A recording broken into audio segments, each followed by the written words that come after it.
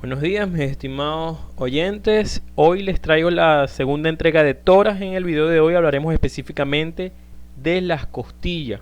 Luego en el video que le sigue a este hablaremos de la tercera entrega de tórax, que corresponde a la segunda parte de costillas, en la cual abordaremos las articulaciones y los ligamentos que me refuerzan a las costillas. Antes que nada, los invito a que se suscriban a mi canal aquí en la esquina inferior derecha. Es un paso muy rápido, pero muy importante para yo poder seguir haciendo videos como este. Entonces, bueno, comencemos. Las costillas, dentro de la clasificación de los huesos, son huesos planos, ¿ok?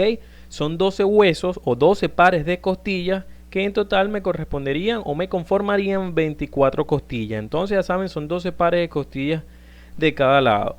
Estas costillas tienen una función muy importante, ya que ellas son las que se encargan de proteger a todas las vísceras, al contenido que se encuentra en el tórax. ¿Ok? Principalmente entonces a lo que son los pulmones y a lo que es el corazón.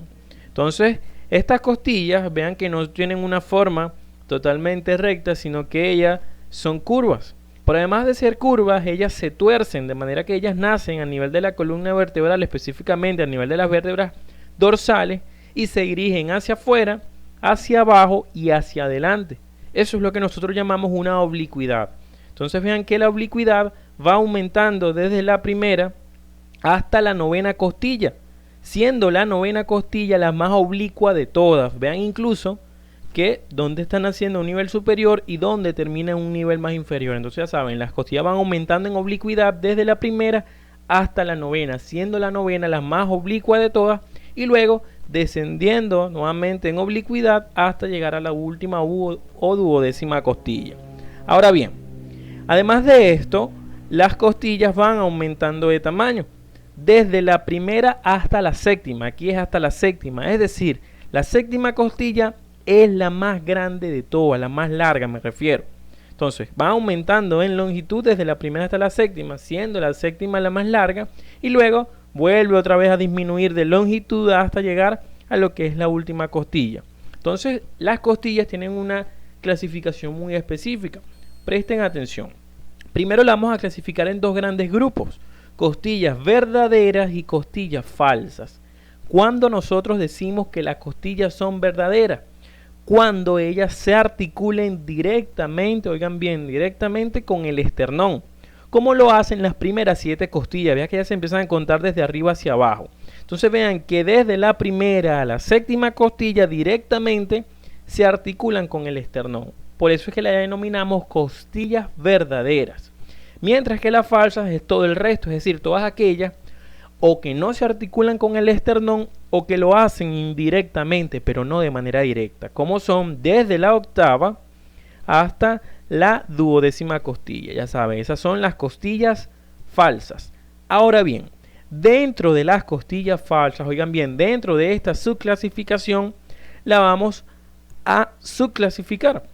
Entonces, dentro de las costillas falsas vamos a encontrar costillas falsas flotantes.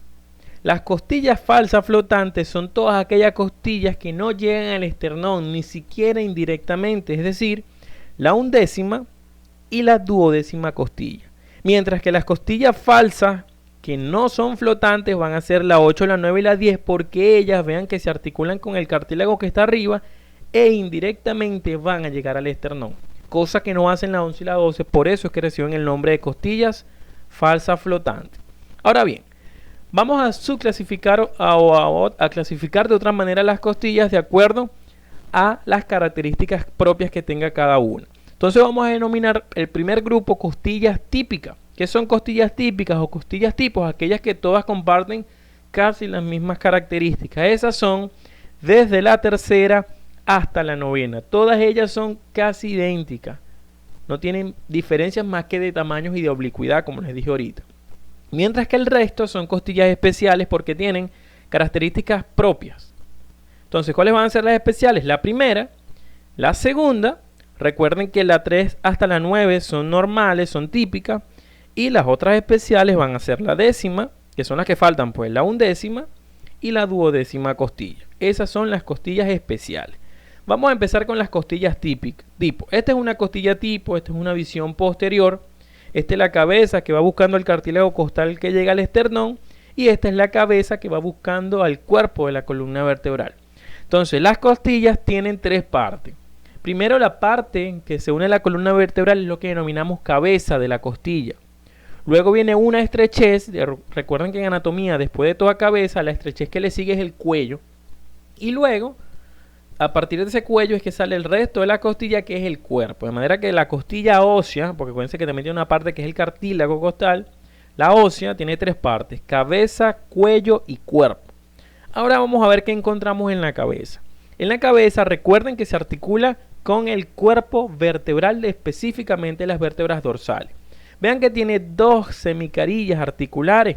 Una semicarilla articular superior, que es más pequeña, y una semicarilla articular inferior, que es más grande. Esas carillas articulares son la inferior, que es la más grande, para articularse con la costilla que le corresponde en número, con la vértebra que le corresponde en número. Es decir, si esta es la segunda costilla, la carilla articular inferior es para articularse con la vértebra de 2, mientras que la carilla articular superior es para articularse con la vértebra que está encima de la que le corresponde el número. Si esta es la segunda costilla, esta es para articularse con la primera costilla. ¿Ok? Además de esto, obviamente, esta no jamás va a ser la segunda porque esta es una típica, y la típica es desde la tercera hasta la novena, pero es a manera de ejemplo. Y vean que ambas carillas articulares están separadas por una elevación, que esa es la cresta interarticular. En el siguiente video les explicaré bien esta articulación que está aquí. Ahora bien, después de la cabeza vamos ahora con el cuello. El cuello es importante porque en el cuello vean que hay una gran elevación. Esa elevación es lo que se llama tuberosidad costal o tuberosidad de la costilla. Es importante porque a través de esa tuberosidad, vean que hay una carilla articular, esto que aquí les señalo en rojo, se articula con la apófisis transversa de la vértebra que le corresponde el número. Si esta es la tercera costilla, se va a articular con la apófisis transversa de D3 o de T3, como la quieran llamar. ¿Ok? Esa es la famosa tuberosidad de la costilla. Y el resto, que va a ser el cuerpo, tiene varias estructuras. Primero tiene un ángulo, que el ángulo es una estructura muy importante porque a este nivel es que se comienza a torcer la costilla. La costilla nace a nivel de la columna y luego se dirige hacia atrás y hacia afuera, hacia atrás.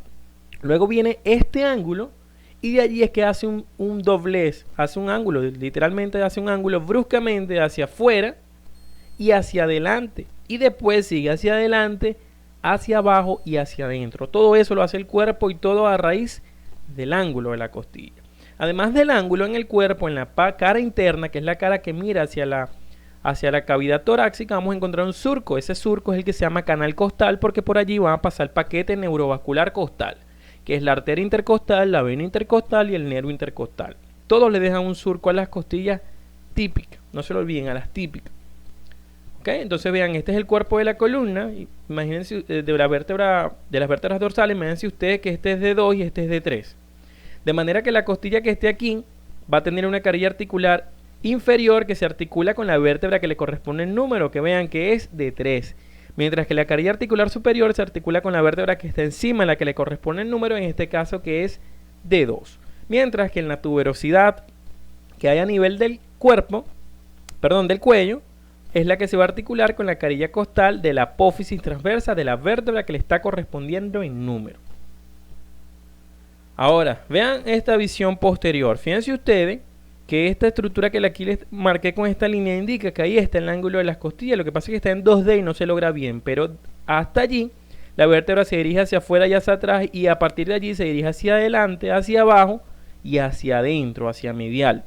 Ahora, para que tengan una idea, el ángulo de las costillas está tan posterior, porque recuerden que la costilla primero va hacia posterior, que queda al mismo nivel de las apófisis transversas.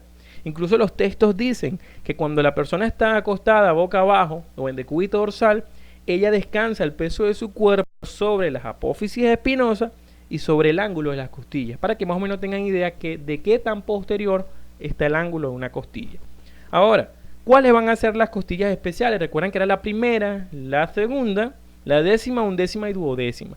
¿Qué tiene la primera costilla especial?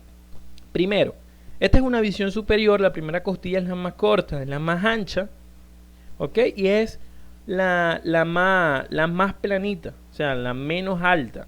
Ella va a tener dos caras, una cara superior que es esta que estamos viendo, una cara inferior, un borde interno y un borde externo. Entonces, en la cabeza, primero es una cabeza articular con una sola carilla. Ya por tener una sola carilla, ya es una costilla atípica, es una costilla especial, porque todas les dije que las tipo tenían dos carillas articulares en la cabeza. Este tiene una sola gran carilla. Eso es lo que la hace atípica.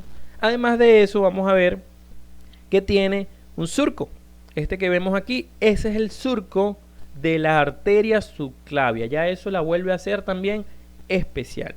Vean que delante del surco de la arteria subclavia, recuerden que siempre se encontraba un músculo que incluso dividía la arteria subclavia, que es el músculo escaleno anterior. Entonces, en la inserción del escaleno anterior hay una elevación del hueso.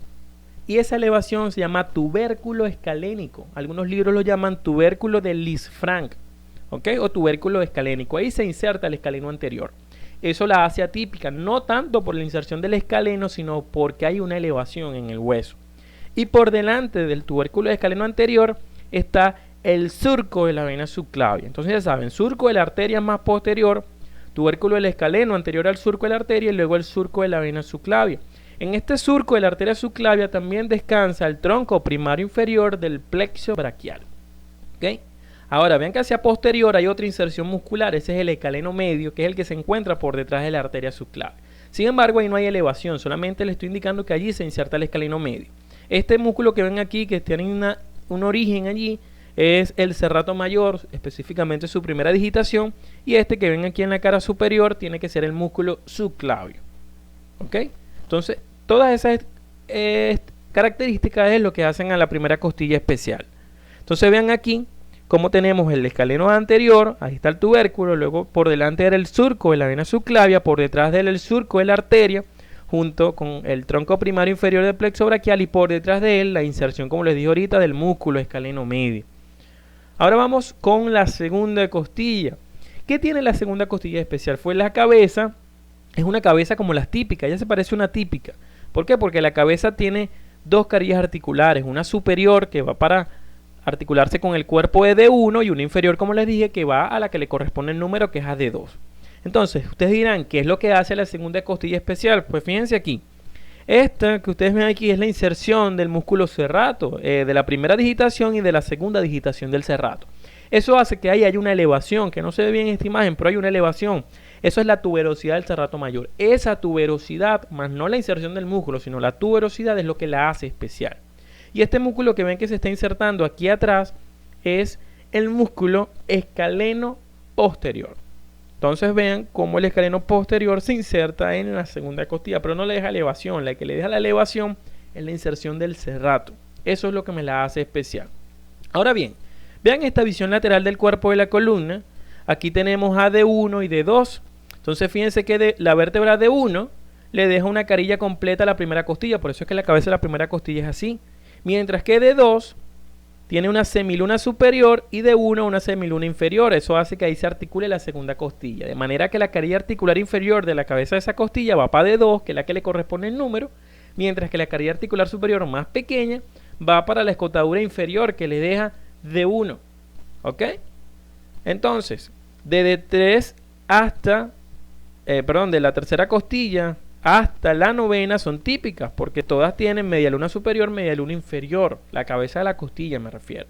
Ahora, ¿por qué la décima, la undécima y la duodécima son atípicas? Primero, porque las tres tienen una sola carilla articular, o sea, la cabeza no se divide en dos, es en una, ya eso la hace atípica, tanto para la décima vértebra dorsal, para la undécima y la duodécima. Entonces ya saben cómo son esas cabezas de la costilla, ya eso la hace atípica. Por eso es que los invito a que vean primero el video de columna vertebral para que puedan entender a las costillas. Ahora, aparte de eso, de 11 y de 12 tienen otras características que la hacen atípica. Primero, vean cómo son las apófisis transversas de D11 y de 12. Están muy poco desarrolladas o simplemente no existen. Entonces, ¿cómo creen que esté la tuberosidad de esas costillas? Si la tuberosidad era para articularse con las apófisis transversas, esa tuberosidad simplemente va a estar muy poco desarrollada o no va a existir en esas costillas. Por eso es que esas costillas son atípicas. ¿Ok? Vean esta visión posterior, como la apófisis transversa de D11 y la de D12 no existen o son muy poco marcadas. Entonces vean que la tuberosidad de esas dos costillas prácticamente o no existen o no están o son muy pequeñas. Eso es lo que hace que la undécima y la duodécima sean costillas, especiales, además de lo que les estoy explicando de la cabeza. Y el canal costal que les expliqué que estaba en la cara medial está casi no marcado en la 11ª costilla y simplemente no existe en la 12ª costilla. Entonces, amigos, ese ha sido todo el video. Aquí les dejo el link para que vean el video de esternón, de la primera parte de costilla, para que vean en la siguiente de articulaciones y para que vean la columna vertebral y terminen de entenderlo. No olviden seguirme en Instagram y suscribirte en el circulito que les va a salir aquí. Muchísimas gracias por su atención.